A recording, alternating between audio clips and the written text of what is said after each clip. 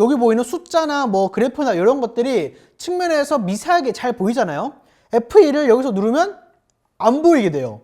안녕하세요, 뻘지정소의 뻘짓입니다. 이번에는 노트북을 하나 가져왔는데 비즈니스 노트북이에요. 근데 신박한 기능이 여러 개가 들어가 있습니다.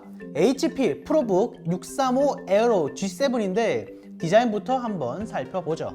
실버톤의 메탈 소재로 상단에 HP 로고가 있고, 그리고 뒤에 힌지 부분에 프로북이라고 적혀 있어요. 이게 되게 고급스럽더라고요. 그런데 이거 열면 안 보여요. 그리고 이제 안쪽에 약간 배기홀 같은 것도 있는 것을 볼 수가 있고요. 바깥쪽은 마그네슘 합금, 안쪽은 알루미늄으로 되어 있고요. 밀스펙 인증도 받았다고 합니다. 뭐 충격에 어느 정도 안전하다는 거겠죠. 확실히 비즈니스답게 화려함보다는 깔끔한 디자인에 고급스러운 느낌을 주려고 한 것 같아요. 마감도 괜찮고요. 좌측에는 USB 3.0 포트 2개, 3.5파이 오디오 잭이 있고요. 우측에는 전원 포트, HDMI 풀사이즈, 충전도 되고 DP 알트 모드도 지원하는 USB-C 타입 포트가 하나 있습니다. 그런데 웬만한 노트북에는 보기가 힘든 이 슬롯이 하나 있어요.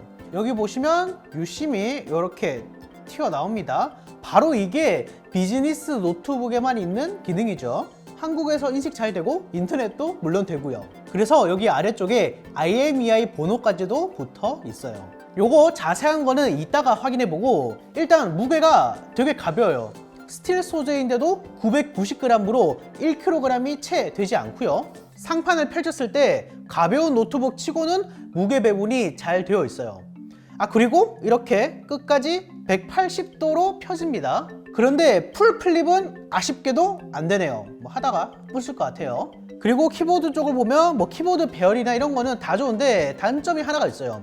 여기 전원 버튼이 딜리트 키랑 백스페이스 바로 옆에 있습니다. 이제 실수로 안 누르게 조심해야겠죠. 근데 이게 또 이렇게 한 번씩만 눌러서는 안 꺼지고, 이렇게 꾹 한 5초 정도 눌러야지 컴퓨터가 꺼지게 되더라고요. 이런 거는 이제 사소하게 배려를 좀 해둔 것 같습니다. 2W짜리 스피커가 상판 좌우에 있어가지고 출력 자체는 작아도 이제 잘 들리는 편이고요. 여기 방향키도 한 칸이 나뉘어 있긴 하지만 이제 최대한 넓게 빼가지고 그나마 좀 덜 불편하게 배려를 했고요. 트랙패드도 상당히 큰 편이고 지문 인식 센서도 우측에 위치해 있습니다. 트랙패드도 여러 제스처가 있는데 이렇게 두 손가락으로 내리면 이제 스크롤이 되거나 하는 이런 것도 소소하게 들어가 있어요. 720p 전면 카메라도 탑재가 되어 있고요. 뭐 당연히 화질은 그렇게 기대 안 하시는 게 좋습니다. 요즘 웹캠 해킹이 많다 보니까 이런 식으로 쓱 하면 카메라가 가려지게 되는 기능도 있고요. 그리고 지문이나 카메라로 얼굴 인식을 해가지고 윈도우 로그인 할 수 있는데, 여기 재밌는 게 여기 있는 게 이제 IR 적외선 센서거든요. 그래서 이렇게 어두운 곳에서도 잠금이 해제가 됩니다.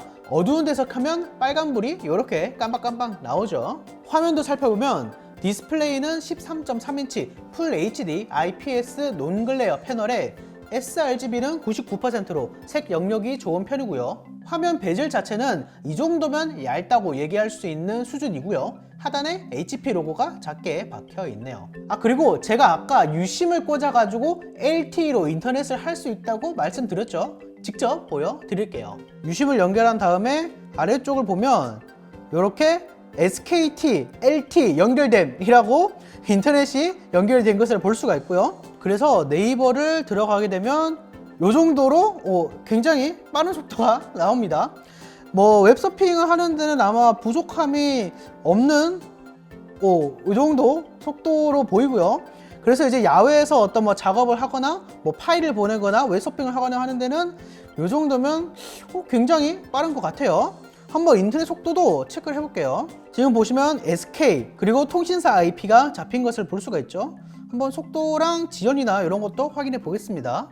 자, 결과가 나왔는데 다운로드는 81Mbit, 업로드는 11Mb가 나왔어요. 업로드가 조금 느린 편이긴 하지만 다운로드는 요 정도면 뭐 웹서핑이나 이런 거는 문제없이 할 수 있는 수준인 것 같아요.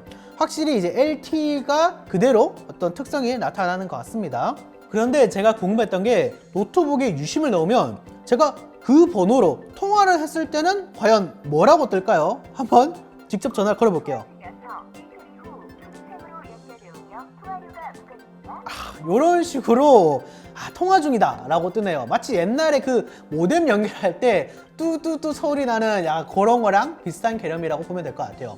그리고 비즈니스 노트북답게 보안에 관련된 재미있는 기능들이 있는데 슈어 뷰라고 있거든요. 지금 제가 뭔가 중요한 작업을 하고 있다고 쳐볼게요.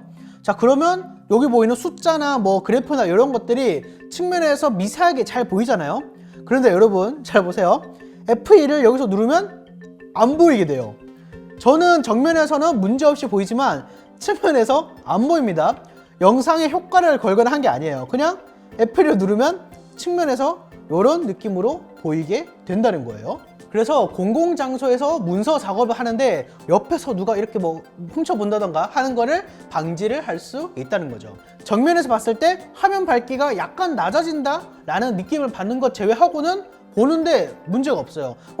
측면에서 보는 것처럼 약간이라도 흐리게 보이거나 그러지는 않습니다. 그리고 여기 F2 버튼에 LED가 나오기 때문에 현재 켜졌는지 안 켜졌는지 한눈에 알 수 있고요. 여기 뭐 음소거나 아니면 마이크 끄기 이런 버튼에도 LED가 달려있기 때문에 화상 채팅 같은 걸 할 때 유용하게 활용을 할 수가 있겠죠. 이외에도 바이오스가 공격이나 뭐 의도치 않게 병력이 되면 자동으로 복구를 시켜주는 슈어 스타트, 딥러닝을 이용해서 머리어를 방어하는 슈어 센스 같은 기능들도 지원을 합니다. 하지만 뭐니 해도 성능이 가장 중요하죠. 이젠 정말 AMD가 대세라고 할 수밖에 없을 것 같아요. 안정성이 1번인 비즈니스 노트북에 AMD CPU가 들어갔습니다. 8코어 8스레드 라이젠 7 4700U가 탑재가 되어 있고 16GB DDR4 3200MHz 램에 512GB NVMe SSD가 들어가 있어요. CPU-Z로 풀로듯이 멀티코어는 3GHz, 싱글코어는 4GHz 초반대를 보여줬고요. 시네벤치 R20에서 단 25W만을 먹는데도 데스크톱이 라이젠 5 3600과 거의 동일한 성능을 보여주고 있어요. 그래서 포토샵 정도는 무난하게 아주 잘 돌아가고요. 영상 편집도 가능하긴 한데 화면도 작고 해서 추천은 어려울 것 같아요. 소음은 이 정도면 진짜 없는 편이에요. 풀로드에서도 스스스 하고 돌아가는 정도입니다. 비행기 같은 곳에서 바로 옆에 있어도 눈치가 안 보이죠. 게임은 어차피 게임용으로 나온 거는 아니긴 하지만 확인을 해봤거든요. 롤에서 중간 옵션으로 일반적일 때는 100프레임, 교전 중에서도 60프레임 이상으로 쾌적하게 돌아가더라고요. 내장 GPU 성능도 좋습니다. 특징이 하나 더 있다면 분해가 굉장히 쉽다는 건데요. 여기 일반적인 십자나사 5개만 풀면 분해가 가능해요.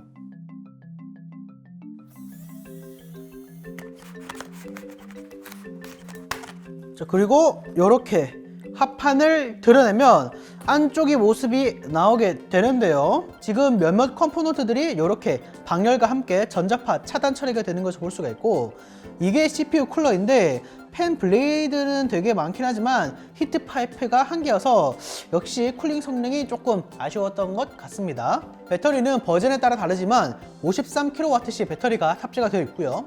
저전력 모드에서 영상을 연속 시청했을 때 8시간 반 정도 시청이 가능했어요.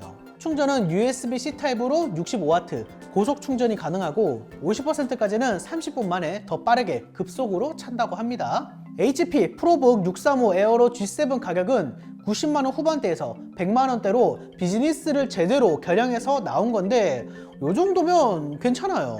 디자인으로나 가격으로나 성능으로나 비즈니스 노트북이 스탠다드에 위치하고 있는 그런 제품이 아닐까 싶어요.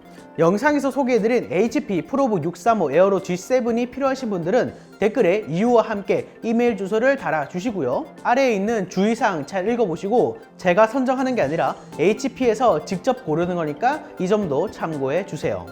가볍게 들고 다니면서 출장 자주 가시는 분들이 쓰기에 적합하지 않을까 싶습니다.